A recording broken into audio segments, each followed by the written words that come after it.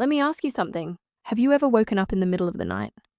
Not because of a noise, not because of a bad dream, but because your brain decided it was time to rehearse every financial nightmare imaginable. Your car transmission fails. Your landlord raises rent. Your company does restructuring. Your dog swallows something it absolutely shouldn't.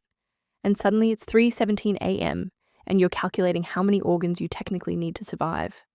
Sound dramatic? Maybe. But if you've ever lived paycheck to paycheck, you know that feeling isn't dramatic. It's normal. Now here's the interesting part. There is a number, not $1,000,000, not even $100,000, that fundamentally changes how you move through life. That number is $10,000. And no, it doesn't make you rich, but it does make you different.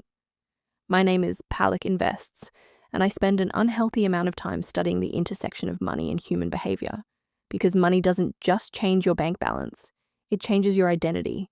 And today I want to break down why your first $10,000 is one of the most powerful financial milestones you'll ever hit. Life without a cushion. Let's start with reality. When you don't have savings, every decision feels heavy. At the grocery store, you're not choosing what you want. You're choosing what you can survive buying. Dinner invitation? You do math in your head before replying. Car makes a weird noise? Your stomach drops. Because when you have zero buffer, every small inconvenience feels like the beginning of a collapse. You're not planning. You're defending. And that constant low-grade stress, it does something to your brain. It shrinks your thinking. You stop asking, how do I grow? And start asking, how do I not drown? The psychological shift at $10,000. Now here's where it gets interesting. There's research showing that financial security reduces cortisol, your stress hormone. Lower stress doesn't just feel good emotionally.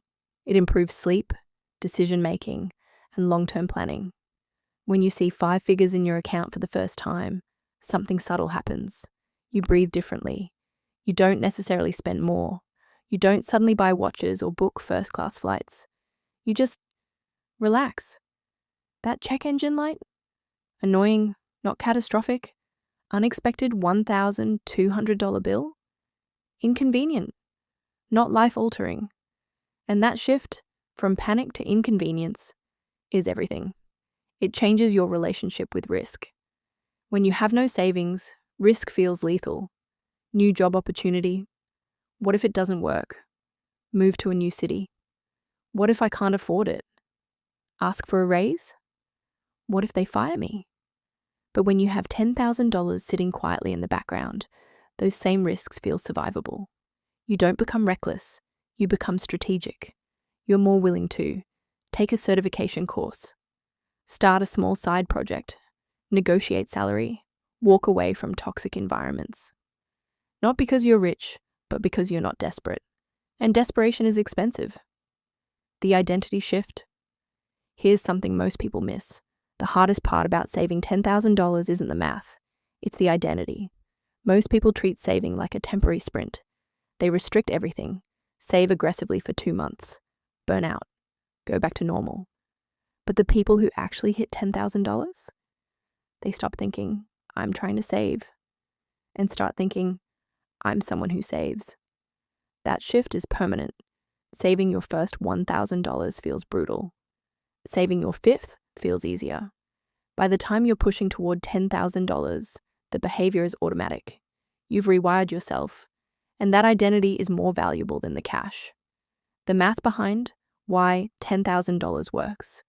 There's a practical reason this number matters. Most unexpected financial disasters fall under $10,000. Car repairs? Usually under $3,000. Medical emergencies? Often within that range. Temporary job loss? Buys you months of breathing room. It doesn't solve everything, but it neutralizes most chaos. And when chaos is neutralized, clarity increases. Clarity improves decisions. Better decisions compound. The emergency fund effect. Here's the paradox. Most people who build a $10,000 cushion don't actually spend it on emergencies. They use it on opportunities, a course that increases income, a relocation for a better job, a business idea, an investment. Because once survival isn't the main concern, growth becomes possible. Money doesn't just protect you, it expands you. Decision fatigue disappears. There's something called decision fatigue. When you're broke, every tiny choice requires calculation. Name brand or generic, drive or Uber, attend the event or skip it. You burn mental energy constantly. But when you have a buffer, 80% of those micro decisions vanish. You're no longer asking, can I afford this? You're asking, do I want this? That mental space is powerful. It frees attention for bigger thinking, career moves, investing, long-term planning. The confidence multiplier. This one's underrated. When you have money in the bank, you carry yourself differently. You interview differently. You negotiate differently. You network differently. You don't cling. You choose. And that subtle shift often leads to better outcomes. Confidence is visible, and financial security fuels it. The income illusion. Here's something counterintuitive. Someone earning $50,000 with $10,000 saved is often in a stronger position than someone earning $100,000 with nothing saved. Why? Because wealth building isn't about income. It's about retention. The saver has proven they can delay gratification. They've built discipline. That skill scales infinitely. High income without savings? That's just a bigger treadmill. But $10,000 feels impossible. I get it. If you're barely saving $100 a month, $10,000 feels like Everest. But no one climbs Everest in a single leap. The people who get there start small.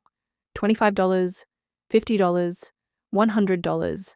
Consistency over intensity. The habit matters more than the amount. And here's a reality check. The average person spends thousands per year on convenience. Eating out, impulse buys, subscriptions they forgot about. Redirecting even a fraction consistently builds momentum. It's not deprivation, it's prioritization. What $10,000 actually gives you. Let's be clear, it doesn't mean you quit your job. It doesn't mean luxury. It means breathing room. And breathing room allows strategy. When you're not gasping for air financially, you can optimize. Shop insurance rates, negotiate bills, invest in yourself, plan long term. Small improvements compound, but only when you have stability. The real transformation. The biggest change isn't external, it's internal. You stop seeing money as something that slips through your fingers. You start seeing it as a tool. You start thinking, if I can save $10,000, what's next? Then $20,000, then investing, then assets. Momentum builds. And suddenly you're not reacting to life, you're designing it. Final thought.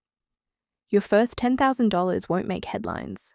No one throws you a parade, but it will quietly transform how you sleep, how you decide, how you negotiate, how you dream. It's not about the number. It's about who you become while reaching it.